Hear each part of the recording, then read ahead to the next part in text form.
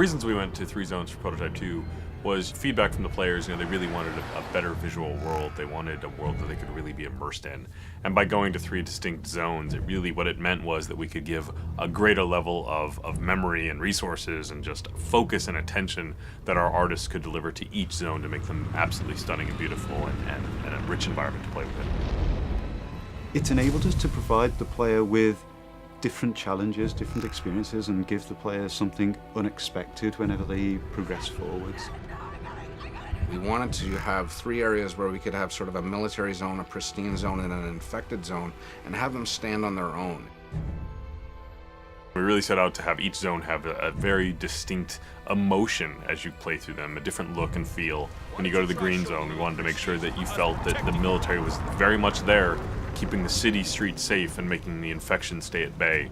So you get a greater military population, you get less destroyed buildings, less papered over buildings. They tried to make it look pretty and nice. Our responsibility is sell the story, sell the mood and the feel of the location. So you will see lots of guys sitting on the sidewalks, leaning against the buildings, kind of hiding. We also focused on having a dynamic exposure so that you could have dark areas and bright areas, and having the camera really adjust for that. So it didn't feel like this monotone area of just constant intensities. A lot of the threat that you find in the green zone is slightly more insidious. It's kind of hidden away.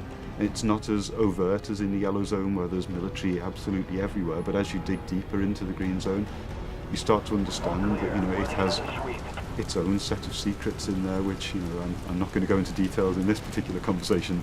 The yellow and the green zone represent sort of the progression to the red zone. The green zone starts out as a living normal civilization where people are still going about their daily work. They're still doing their normal things.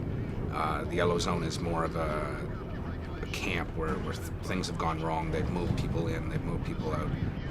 It's a military quarantine zone. No one moves anywhere without moving through checkpoints. Your yellow zone, we really wanted that feeling of oppression. We really wanted that feeling of too many people crowded into a small space. We wanted to make you feel that Gentek is performing experiments on the human population. With the yellow zone having kind of expanded in such a way that the shanty towns are spilling out into the streets, what you tend to find at ground level at least, it's a much more enclosed gameplay space and a much more dense gameplay space, which means that if you get into a fight, it changes your tactical options. So it's just asking different things of the player and requiring them to approach situations in a different way. The checkpoints are far more important.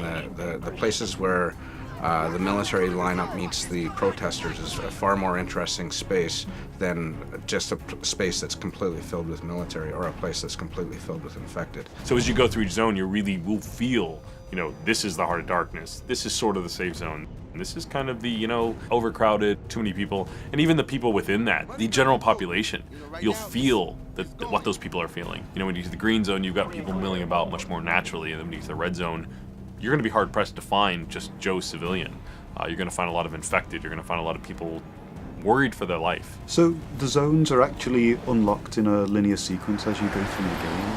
So you'll start out in the yellow zone, and then through the course of events you get dragged on into the next zone and then the zone after. But once you've unlocked any given zone, you're free to travel between them at will to complete any of the side missions or other content that you may not have finished there, or things that you want to go back to try and to improve your performance at, etc. Prototype 2 is still very much a completely open world game where you have total flexibility to go wherever you want and do whatever you want whenever you want.